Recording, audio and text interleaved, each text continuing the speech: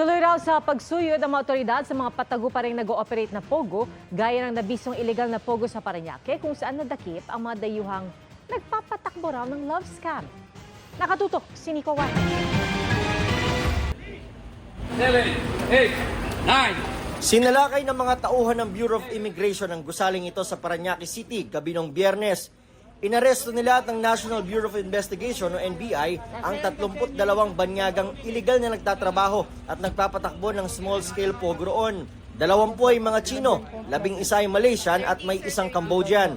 Hawak na sila ng NBI at pinuproseso na ang pagpapadeport at pagbablacklist sa kanila.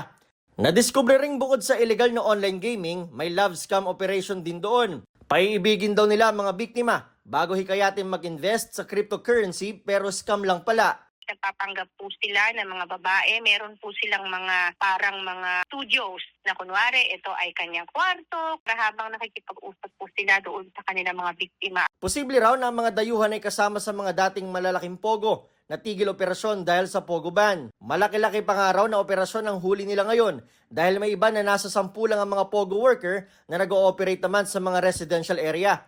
Ayon sa BI, marami pa silang kinakasang operasyon kaugnay sa mga small-scale pogo. Marami pa po tayong aasahan na aresto sa mga susunod na linggo tungkol dito sa mga online gaming syndicates na ito. Marami-rami po yung mga inaabangan natin na mga nagtago pa dito at hindi po sinunod ang direktiba na umalis na po ng bansa before the December 31 deadline. Sa pagsulpot ng mga small-scale pogo, pinag-aaralan na ng House Squad Committee sa pagpapatuloy ng kanilang investigasyon kung paano mapigilan ang posibleng pagbabalik nito. Kailangan natin magpasa ng batas na mapipigilan yung mga ganitong klaseng mga let's just call this an industry na hindi naman dapat mamayagpag sa atin.